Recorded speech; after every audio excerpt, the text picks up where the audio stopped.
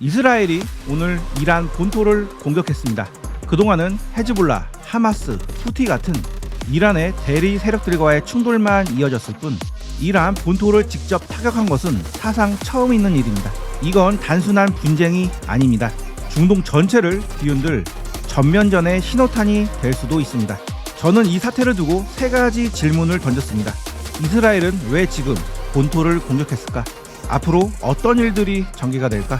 이 전쟁에서 가장 수혜를 입을 섹터는 어디일까? 지금부터 이 세 가지 질문 명확하게 정리해드립니다. 안녕하세요, 차트킹입니다.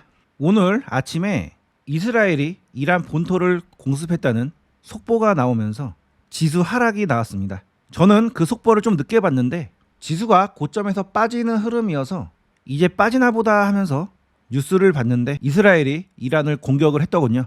그리고 이어지는 속보에서 이스라엘이 이란의 핵시설을 타격을 했고 이란의 혁명수비대 총사령관이 사망을 했다는 속보를 보면서 증시에 미치는 파괴력이 크겠다라고 판단을 했는데 아니나 다를까 코스닥은 무려 마이너스 3.4% 이상 빠졌고 코스피도 마이너스 1.33% 하락 중에 있습니다. 주식 투자를 하면서 정말 신기했던 거는 악재가 이런 상승하는 중간중간에 터지지 않고 꼭 이런 고점에 다다랐을 때 그때 마침 시장에 악재가 나와서 주가가 하락을 하는 경우가 굉장히 많은데요.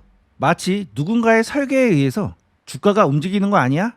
라는 망상이 나올 정도로 꼭 이런 주가의 고점 자리에서는 악재가 나오면서 하락을 하는 경우가 많은데 이번에 나온 악재는 이스라엘의 이란 본토 공격이었습니다. 그러니까 주가가 상승 이후에 고점에서 악재가 나왔기 때문에 그 악재에 의해서 주가는 당분간 조정을 받을 것인데요.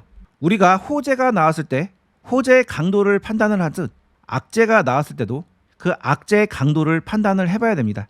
그래서 그 악재가 약하다면 얕은 조정 이후에 바로 올라갈 수도 있겠고요. 만약 그 악재가 강한 악재라면 크게 하락을 했다가 주가가 올라가겠죠. 일단 코스피는 그 악재에 강하게 버텨주고 있는 흐름이 나오고 있고요.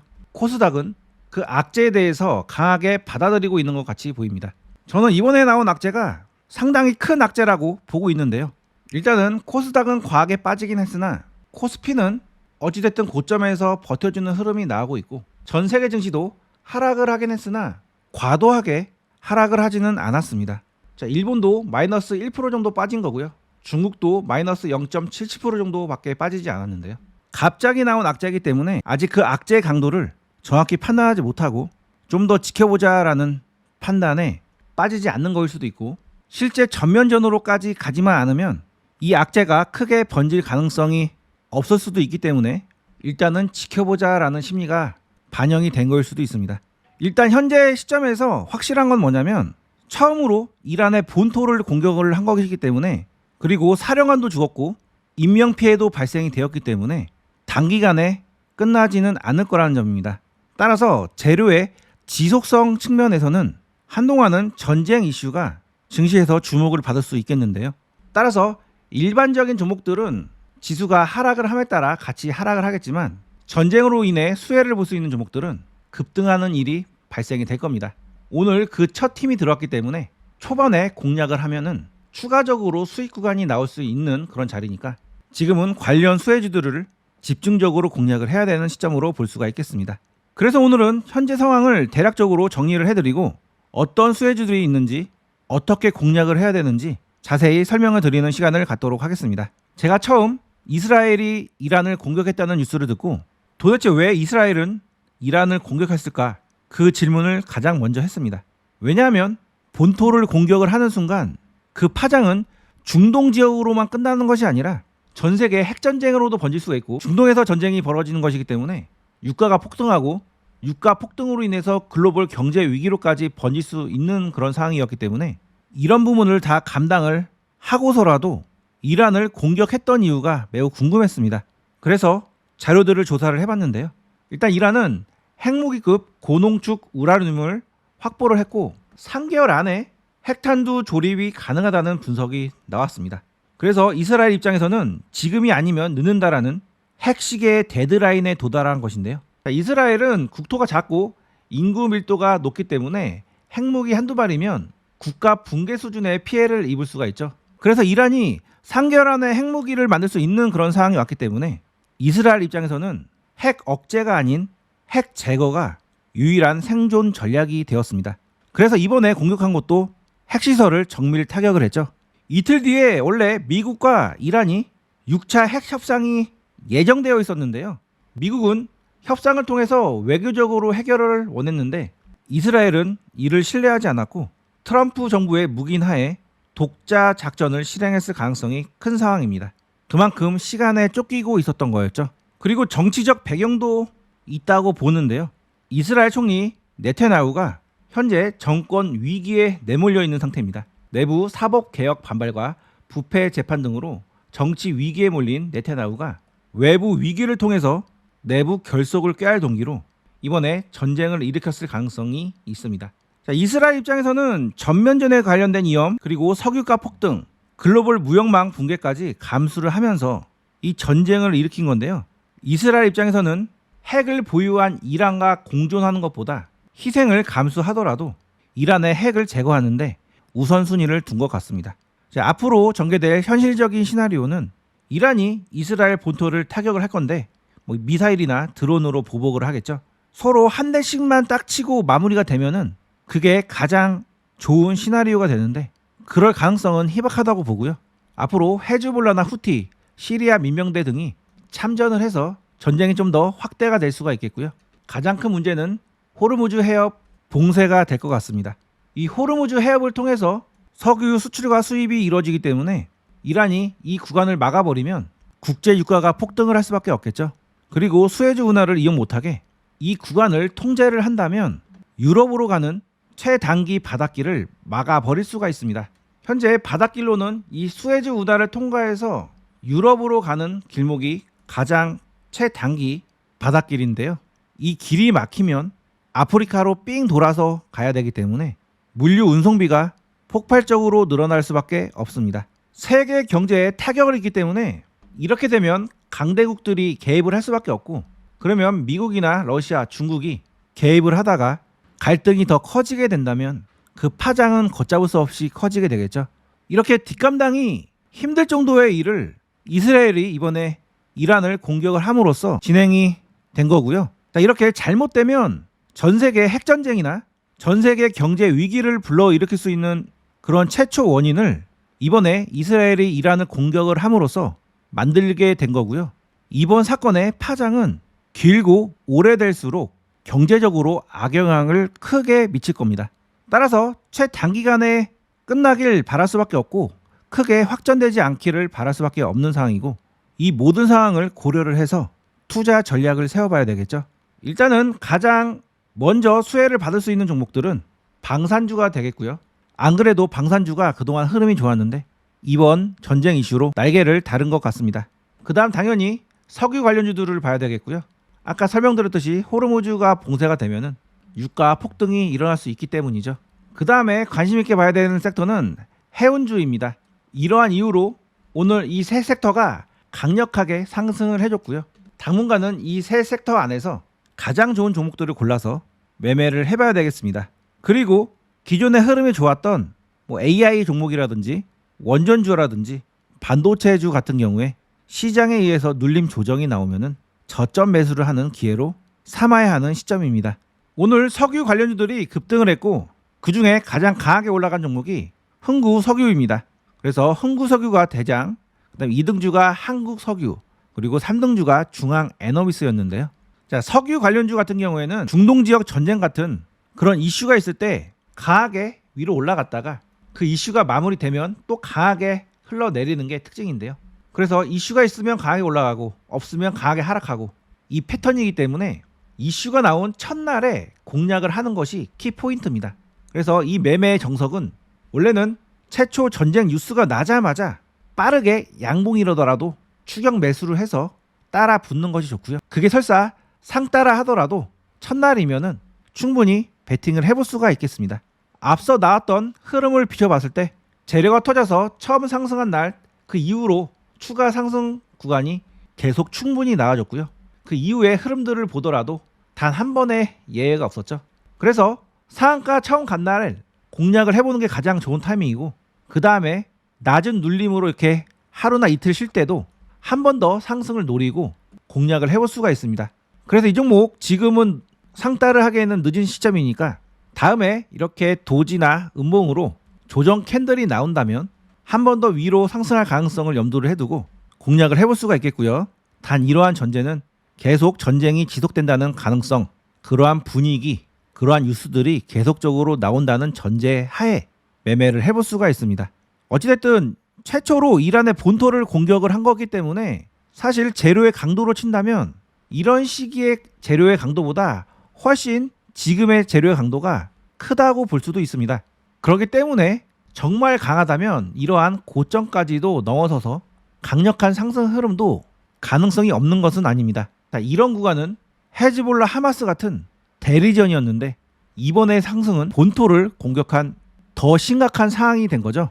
차트 흐름도 좀 지저분하지만 상승 이후에 조정을 거치고 나서 바닥을 잡고 다시 올라온 상황이기 때문에 흐름이 상승 조정 상승으로 이 1파의 크기만큼 3파도 진행이 될 경우에 강력한 상승 흐름으로 이어질 수도 있는 상황이기 때문에 다음 주에 나오는 첫 눌림 구간 저점에서 잘 공략을 해봐야 되겠습니다. 한국 석유도 흥구 석유와 마찬가지로 과거 중동 지역 갈등이 있을 때 이렇게 상승을 했다가 트럼프 당선 이후에 중동 지역 갈등이 완화가 되자 급락을 했는데요.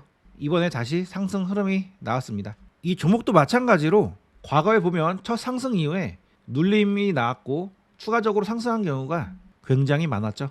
그래서 이 구간에서도 상승 이후에 조정이 나왔고 한 번 더 상승 흐름이 나왔습니다. 그런데 이 구간에서는 상승 이후에 조정이 나왔고 상승 없이 바로 이렇게 하락을 했죠.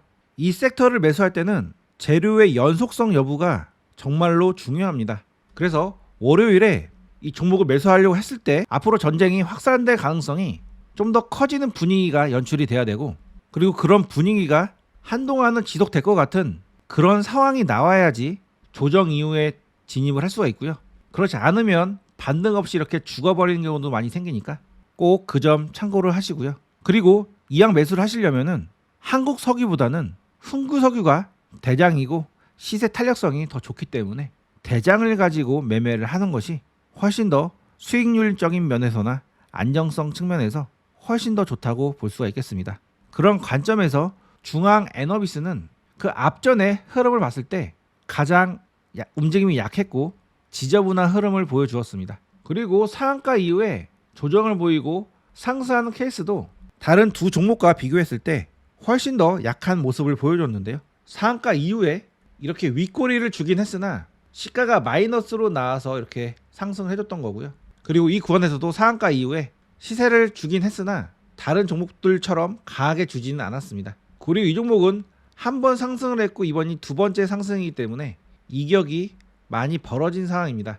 그래서 매매를 고려를 하신다면 중앙 에너비스보다는 1등인 흥구석유를 공략을 하시는 것이 훨씬 좋다고 볼 수가 있겠습니다. 자, 두 번째 해운주에서 한번 종목을 정리를 해드릴 건데요. 오늘 해운주에서 가장 강력하게 올라간 종목은 흥하해운입니다.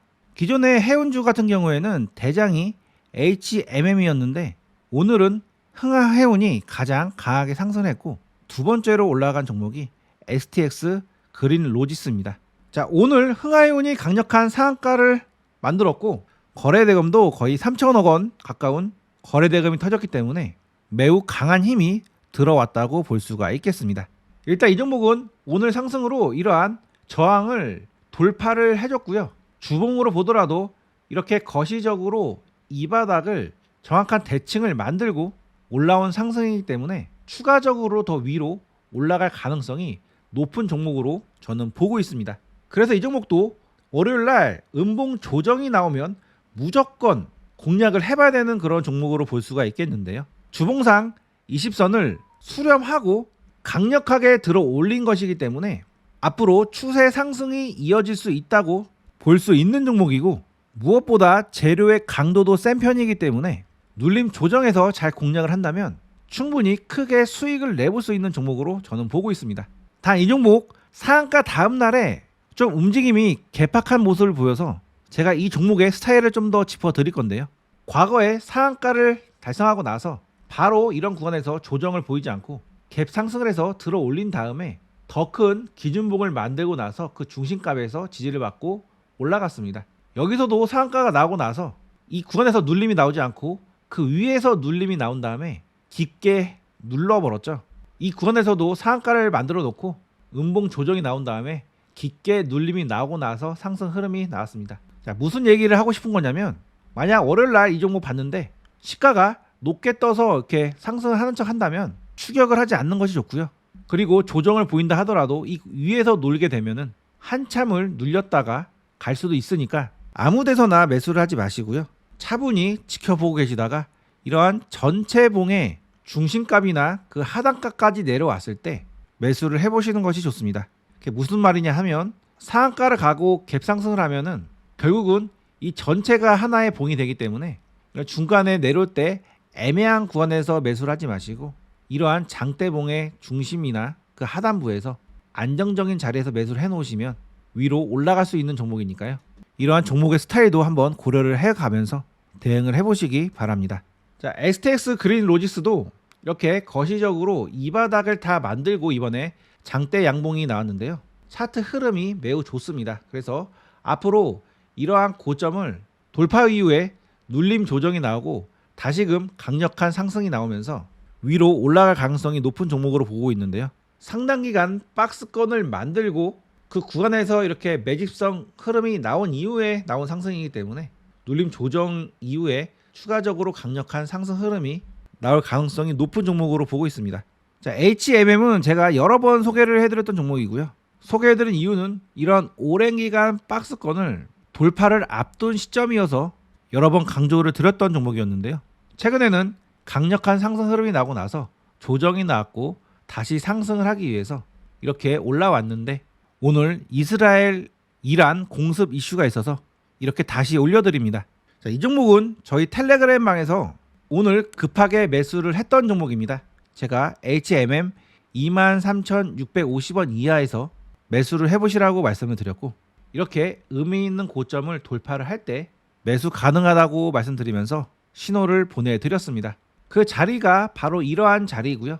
매수의 근거는 이러한 박스권을 돌파를 앞둔 시점에서 해운주가 강세 흐름이 나왔고, 무엇보다도 HMM 같은 경우에는 이번 이슈가 없다 하더라도 북극 항로 관련주로 가장 강력한 수혜를 받을 가능성이 높았던 종목이었기 때문에 이번에 겸사겸사 매수를 하게 되었습니다. 자, 이 종목은 느리지만 한번 방향성을 잡으면 그 방향으로 계속 꾸준하게 올라가려고 하는 습성이 있습니다. 과거에 이렇게 대세 상승 흐름이 나왔을 때도 상승을 무려 1년 반 동안이나 진행이 되었죠. 저는 상승 조정 상승의 초입부라고 지금 보고 있고요. 만약 이란이 호르무즈 해협을 막거나 수에즈 운하로 들어가는 홍해 초입 부근을 막아서 물류 이동에 제한이 된다면 이 종목 무섭게 위로 올라갈 수 있는 종목으로 저는 보고 있습니다.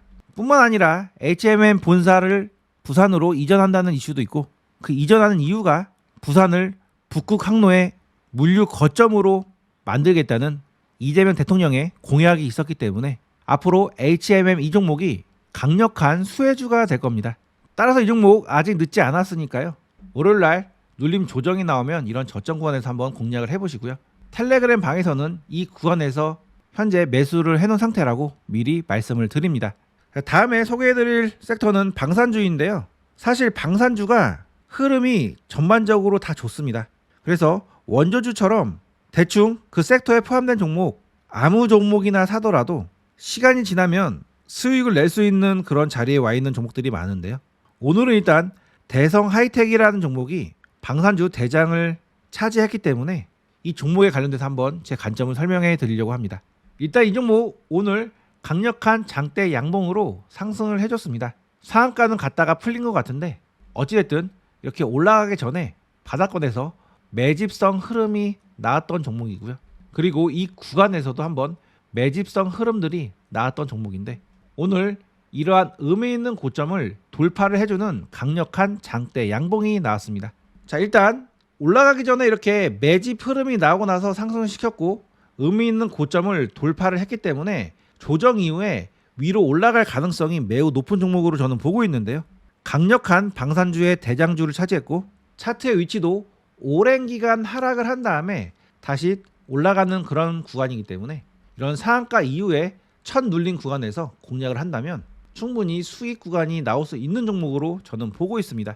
그래서 월요일에 시가 상황을 보시고요. 시가가 너무 높게 형성이 돼서 하락을 하는 경우에는 보지 마시고, 시가가 적당히 떠서 시작해서 바로 이렇게 내려와서 조정을 보이는 흐름이 나오면 이런 음봉의 끝자락에서 분할로 매수를 해볼 수가 있겠고, 잘 매수가 된다면 충분히 반등이 나오면서 크게 수익이 나올 수 있는 종목이니까 이 종목 월요일날 집중을 한번 해보시기 바랍니다.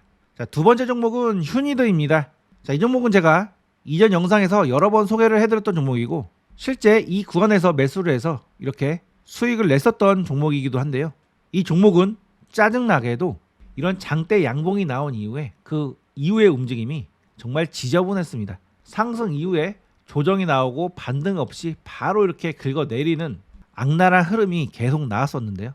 이 구간뿐만 아니라 여기서도 그랬고 여기서도 그랬습니다. 심지어 과거 이런 구간에서는 더욱 악랄하게 이렇게 움직임이 나왔었는데요.